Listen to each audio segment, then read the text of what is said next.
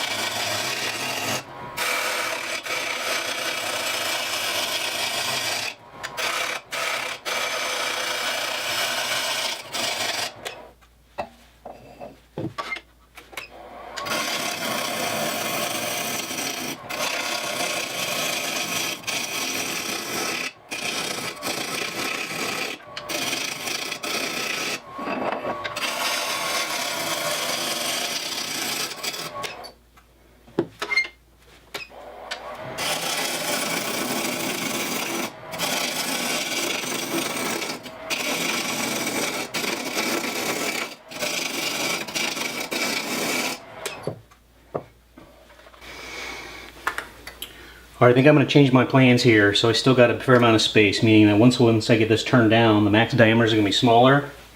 So maybe I'm going to make this end the head. So I'll turn a tenon on here, I'll flip it around, I'll part off the head, and then this will be the base. Plus, there's some pretty cool looking grain down here at the bottom, and I kind of like to preserve that. I think that'll look really nice in the end.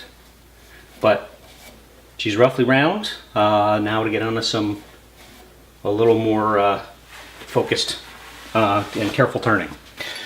Okay, so my next couple of tasks here, I have to establish a tenon on the end here so that I can chuck now that I've decided that this end is going to be the head.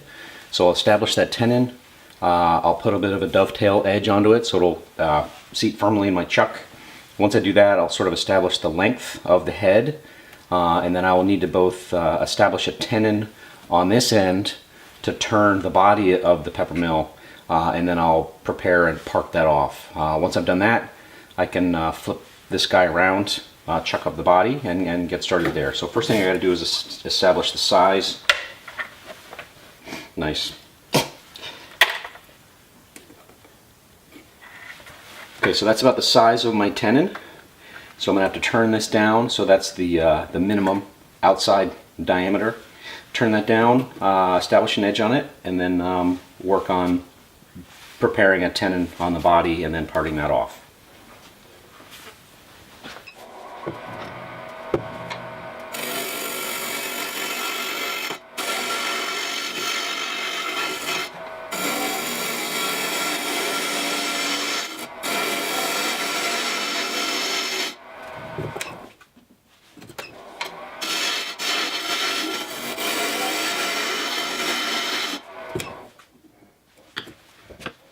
And dovetail.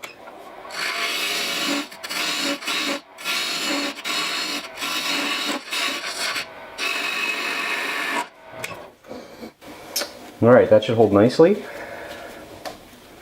Let's see what we got for total length here. About 11 and 3/4.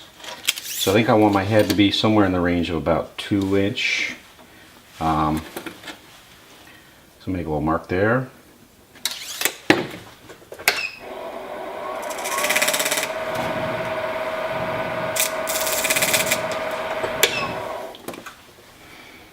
Great. Start parting that off.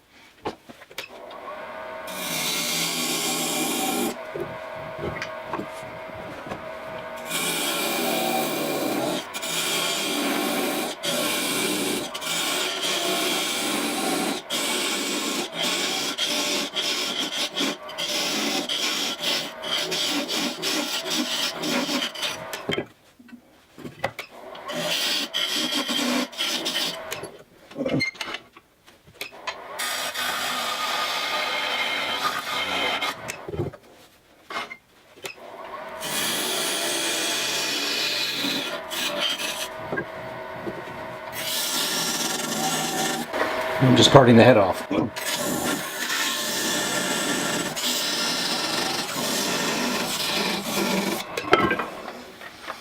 So I got that pretty close, and now I'm just going to finish it with a handsaw.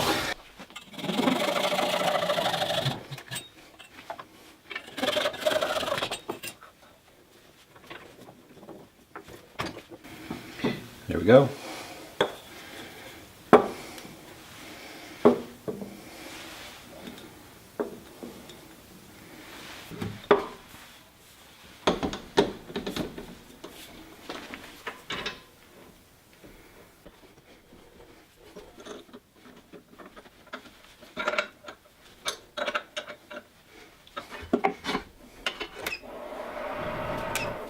Now I'm going to start establishing basically the general shape of the body of the Peppermill. So once I get some general shape in here, I'm going to establish a tenon on the bottom.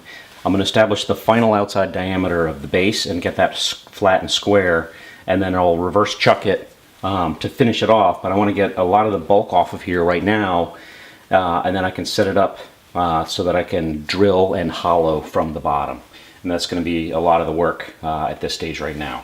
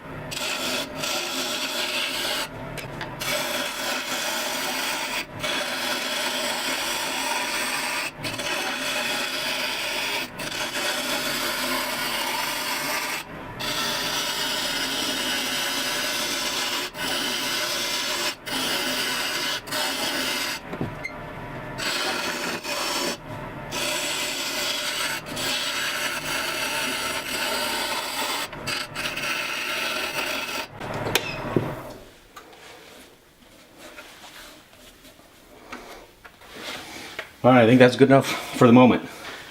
Okay, so I have a relatively small chuck here, so it's held in there really nicely and securely. However, this is sticking out on a big long lever arm, so if we're going to be exerting a lot of pressure out here on the end with just the chuck, we'd end up getting a lot of vibration and a lot of other challenges there. So what I'm going to do is I'm going to tighten up the chuck, make sure it's really good and tight.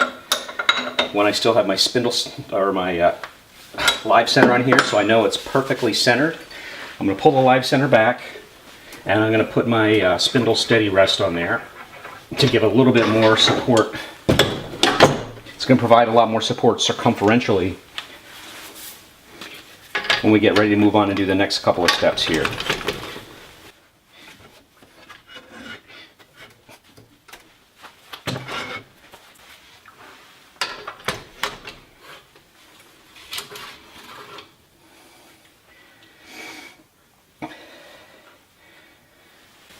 So I'm going to get this at roughly the max diameter, plus keep it far enough away that I can bring my tool rest up nice and close. These guys just tighten down by hand.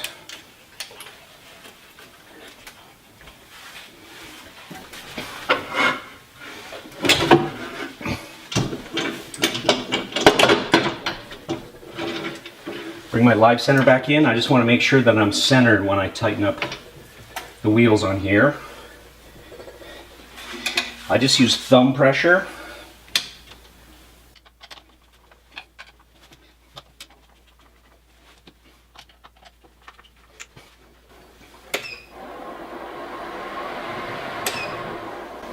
All right, I'm spinning nice and true. Now on to get started on the bottom.